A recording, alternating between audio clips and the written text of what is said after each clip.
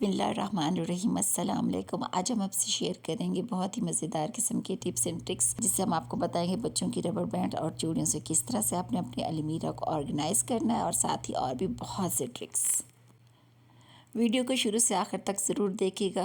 तो चलिए स्टार्ट करते हैं। टिप नंबर 1 है हमारी आज के दिन में बहुत ही मज़ेदार। हम नेल पॉलिश का ढक्कन जब खोलते हैं तो कभी कभी ऐसा होता है कि वो पड़ी होती है पुरानी, हम काफ़ी अरसे से यूज़ नहीं करते तो वो हमसे नहीं खुलती, तो हम बड़ी परेशानी में आ जाते हैं कि हमने लगानी होती है, कोई फंक्शन होता है, कोई पार्टी वेयर होता है, तो अब हम इसको कैसे यूज़ करें।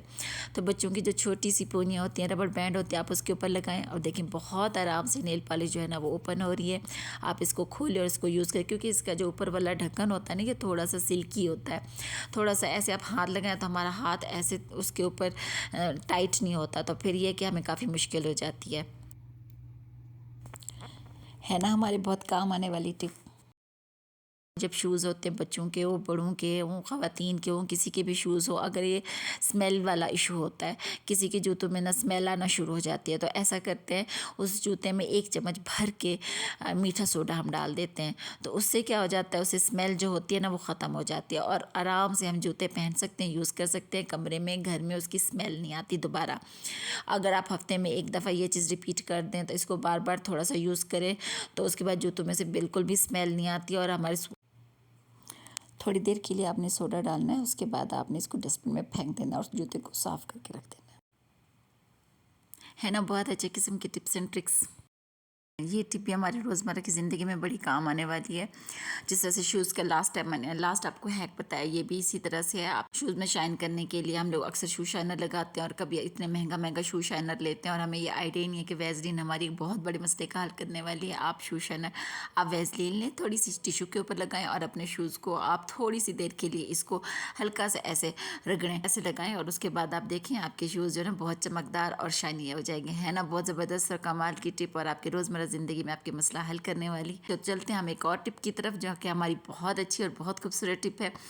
इसमें यह है कि हमारे पास जिस तरह से ज्वेलरी होती है और हम लोग इसे यूज़ करते हैं, और जिस तरह से आप देख रहे हैं कि मैंने अपनी ज्वेलरी रखी हुई है और ये आपस में सारी मेस क्रिएट किया हुआ है।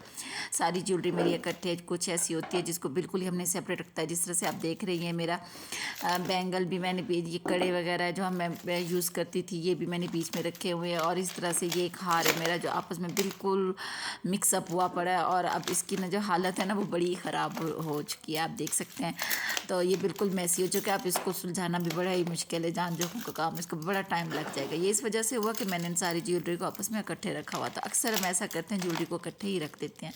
तो आपको मैं बहुत मज़ेदार किस्म के टिप बताने वाली हूँ। ऐसा है जिसमें आपकी ज्वेलरी बहुत ऑर्गेनाइज तरीके से आप अपनी अलमारी में, कबर्ड में हैंग आउट कर सकते हैं बड़े आराम से। और इस तरह से मेरे पास ये कड़े वगैरह मौजूद थे, तो मैं इनका भी यूज़ करती हूँ। इसके अलावा आप हम बैंगल, जो स्टील की बैंगल्स होती हैं स्टील की, आप उनको भी आप यूज़ कर सकती हैं हैंगर में। ये आपकी मर्ज़ी है। मेरे पास एक्स्ट्रा पड़े होते तो मैं इनका यूज़ कर रही हूँ, वरना बैंगल से भी आपका काम बेहतरीन तरीके से चल सकता है। मैं इनको यूटिलाइज़ करती हूँ क्योंकि मेरे पास ये पड़े हुए, मैं इनका भी इस्तेमाल करना चाह रही हूँ।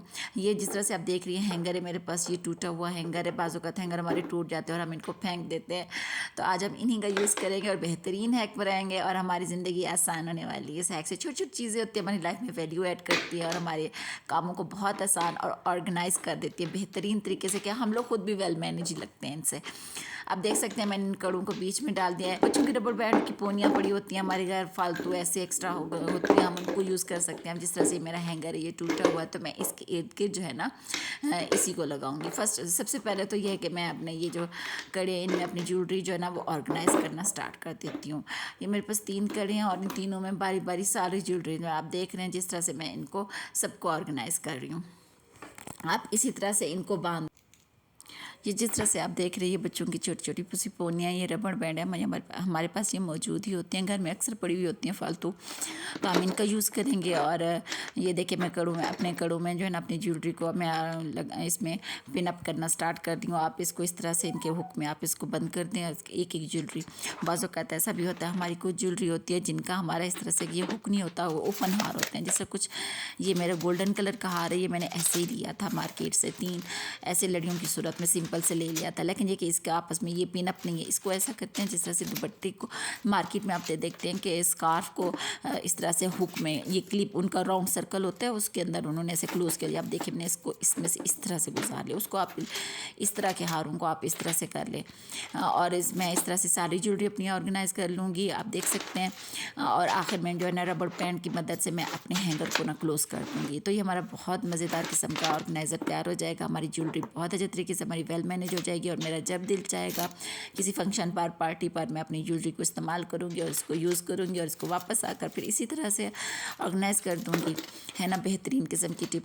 इसके अलावा ये स्कार्फ वगैरह हमारे जो होते हैं दुपट्टे, रेशमी दुपट्टे हमारे पड़े होते हैं, वो भी अक्सर ऐसा होता है कि हम रेशमी दुपट्टों को जितना भी संभाल कर, समेट कर, लपेट कर रखें, लेकिन वो उसको जब उठाएंगे वो उन्होंने अपनी शेप ख़राब ही कर देने होते, डी शेप हो जाते हैं। तो उसका भी मैं आपको हैक बताती हूँ कि आपने किस तरह से आपने वो अपनी जो स्टील की चूड़ियाँ होती हैं आप उसमें डालें और उसके बाद अपनी ज़िंदगी आसान कर अपने सारे दुपट्टों को भी आपका करके दिखाती हूँ किस तरह से आप।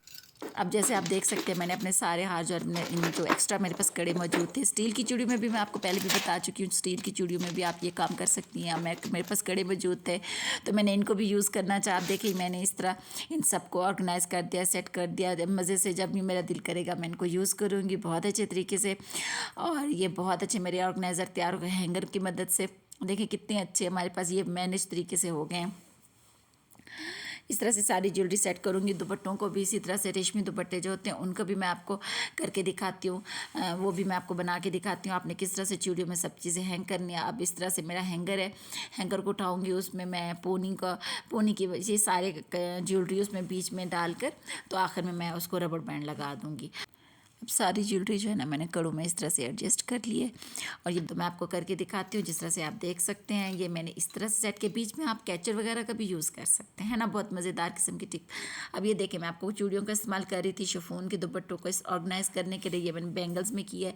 देखिए कितने अच्छे तरीके से वेल मैनेज। अब जिस कलर का जो ड्रेस मैंने पहना मैं इसको निकालूंगी।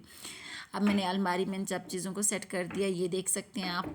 तो ये बहुत अच्छे तरीके से सेट है ना, बहुत मज़ेदार किस्म की टिप और आपके ऑर्गेनाइज़ करने वाली आपकी सारी चीज़ों को। उम्मीद है आपने मेरी इस टिप को बहुत इंजॉय किया होगा और आप इसको ज़रूर यूज़ कीजिएगा और मुझे ज़रूर कमेंट में बताइएगा कि आपको ये मेरी टिप कैसी लगी। तो अपना ढेर सारा ख्याल रखिएगा, मुझे अपनी दुआओं में याद रखिएगा। फिर मिलते हैं एक नई वीडियो के साथ, तब तक के लिए अल्लाह हाफिज़।